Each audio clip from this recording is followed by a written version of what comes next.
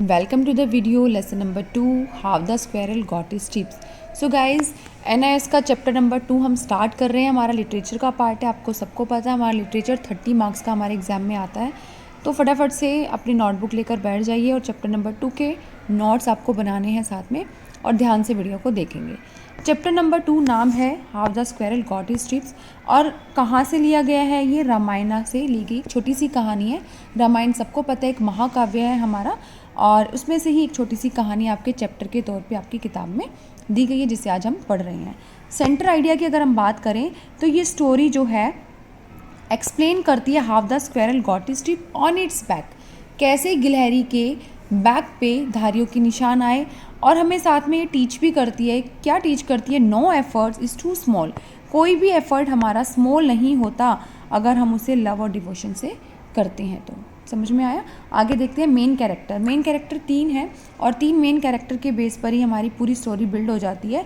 Lord Rama, a kind and fair leader who values every contribution.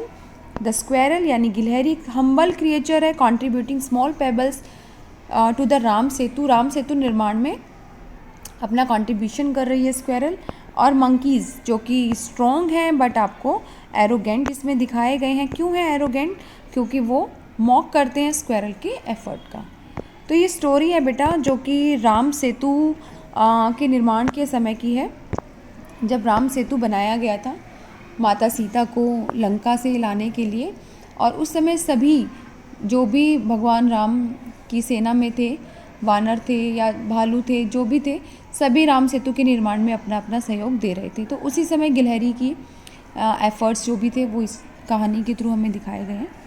की points की अगर हम बात करें, ध्यान से देखेंगे की पॉइंट्स भी अगर आपको लर्न हो जाते हैं तो आप आराम से पेपर में लिख के आ सकते हैं. Lord Rama ask his army to build a stone bridge over the sea. Lord Rama ने अपनी आर्मी से क्या बनाने के लिए कहा? एक stone bridge over the sea, समुद्र के ऊपर. Thousands of monkeys working day and night to complete the task. हजारों की संख्या में मंकीज दिन और रात लग गए अपने इस टास्क को कंप्लीट करने के लिए. Small squirrel carried little payable. जो छोटी सी स्क्वायरल थी, अब उसका माउथ बहुत छोटा होता है. आपको पता है गिलहरी कितनी छोटी, उसका माउथ कितना छोटा होगा. तो वो छोटे छोटे कंकड़ लेकर हेल्प करने की कोशिश कर रही थी राम सेतु के निर्माण में. आगे हम देखते हैं monkeys made fun of the squirrel. अब इस चीज़ को देखते हुए जो बड़े बड़े वानर हैं वो सभी हंसने लगे, मजाक उड़ाने लगे. Lord Rama advise monkeys not to make fun of the weak and the small. Lord Rama advice देते हैं मंकीज़ को कि कभी भी वीक, कमज़ोर और स्मॉल का मजाक नहीं उड़ाते. Rama gently run his fingers on the squirrels back. Rama ने बहुत ही जेंटली मतलब बहुत ही दया के भाव से स्क्वायरल के कमर पर अपने फिंगर्स को चलाया. The marks of the fingers became the strips on the squirrels back. अब जो फिंगर्स के जो मार्क्स थे, निशान थे, वो धारियों के रूप में गिलहरी के कमर पर, उसकी बैक पर आ गए. और कहा जाता है, ऐसा बिलीव है कि उस दिन के बाद से आगे जो स्क्वायरल है उनके सभी की बॉडी पर वो धारियों के निशान दिखाई देने लगे. माइंड मैपिंग को आप देख लीजिएगा. रामा दिखाए हैं इसमें. उनका टास्क क्या है, क्या काम उस समय चल रहा है, क्या जेस्चर है.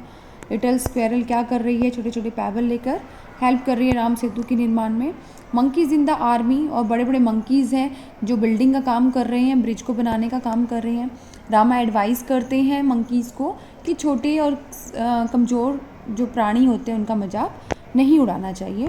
Lord Rama gently run fingers. और सेम ये वही की पॉइंट्स वाली लाइन यहाँ पर रिपीट है कि उन्होंने बहुत ही जेंटली अपनी फिंगर्स को रन किया स्क्वायरल की बैक पे और तभी से फिंगर्स मार्क्स बिकम स्ट्रिप्स. तो पूछा जा सकता है कि गिलहरी के बैक पे जो स्ट्रिप्स हैं वो किसकी फिंगर्स हैं या वो मार्क्स किसके हैं. तो आप कह सकते हैं कि वो क्या है? लॉर्ड रामा के फिंगर्स के मार्क्स हैं.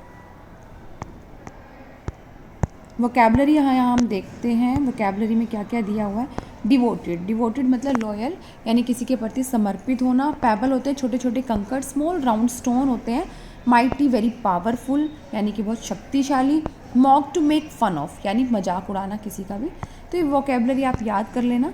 बहुत इंपॉर्टेंट है ये भी। Comprehension, this is the most important part of this chapter, comprehension. So सभी ध्यान से देखेंगे। What did Rama ask his army to do? Rama ने अपनी आर्मी को क्या करने के लिए कहा था? Rama ask his army to build a stone bridge. सारा हम क्वेश्चन में से ही आंसर लेने की कोशिश करेंगे। आपको लर्निंग में सबको प्रॉब्लम होती है, मुझे पता है, इसलिए आप क्वेश्चन से ही आंसर बनाने की कोशिश कीजिए, उसी को आपको सीखना है। रामा आस्क, यहाँ पर डिड दिया है तो आप आस्क को सेकेंड फॉर्म में चेंज कर देंगे। Rama ask his army to build a stone bridge across the sea. Question number second को हम देख रहे हैं यहाँ। What was the small squirrel carrying? Small squirrel क्या कैरी करके लेकर आ रही थी? अब आपको पता है कि जो स्मॉल स्क्वेरल उसका माउथ तो बहुत छोटा है, तो वो क्या कैरी करके लेकर आएगी? Little payable. ठीक है। Why did the monkeys laugh? Monkeys तो बहुत माइटी थे, बहुत शक्तिशाली थे, बहुत स्ट्रॉन्ग थे, तो वो क्यों हंस रहे थे सभी? वो स्मॉल स्क्वेरल पर हंस रहे थे because they thought it's small efforts were useless. क्योंकि मंकीज़ ये बात सोचकर हंस रहे थे कि छोटे छोटे कंकर से कुछ भी नहीं होगा और उनके जो एफर्ट है यानी स्क्वेरल का जो भी प्रयास है वो यूजलेस होने वाला, उसका कोई भी फ़ायदा नहीं है। What was Rama's advice to the monkey? Last में भगवान राम जो है मंकीज़ को एडवाइस देते हैं, वो एडवाइस क्या थी? Rama advice to the monkeys not to make fun of those who are weak and small. जो कमज़ोर हैं, जो स्मॉल हैं, उनका हमें मजाक नहीं उड़ाना चाहिए। तो ये मैसेज है स्टोरी के थ्रू। आगे हम देखेंगे fill in the blanks. The squirrel carried, squirrel जो है वो क्या लेकर आ रही थी? To help the work, help in the work. जो भी राम सेतु के निर्माण का कार्य चल रहा था उसमें स्क्वेरल कैसे हेल्प कर रही थी, क्या लेकर आ रही थी? वो पेबल्स, ये आपको याद रखना है। और मंकीज़ क्या कर रहे थे? लाफ, वो हंस रहे थे। ठीक है, ट्रू फॉल्स आप बताएंगे। The monkeys were building a bridge over the sea. Is it true और फॉल्स बताइए? The monkeys were building a bridge over the sea, is it true? Yes, this is true. Second है हमारा the monkeys praise the squirrel for its efforts. क्या monkeys ने squirrel को praise किया था उसके एफर्ट्स के लिए? नो, वो तो क्या कर रहे थे? हंस रहे थे, मजाक उड़ा रहे थे। तो ये स्टोरी हमारी यहीं पे ख़त्म हो जाती है। सभी इसके नोट्स बना लीजिए जल्दी जल्दी और इसे लर्न कर लीजिए। ठीक है, आपका चैप्टर नंबर 2 यहीं पे ख़त्म होता है। बहुत आसान है बेटा, अगर आप चाहो तो इसे बिल्कुल जल्दी से याद कर सकते हैं और आपको करना है याद। ठीक है, मिलते हैं नेक्स्ट वीडियो में। तब तक आप अपना होमवर्क करके रखिए, इस चैप्टर के नोट्स बनाकर उसे लर्न करके रखना। Okay, thank you.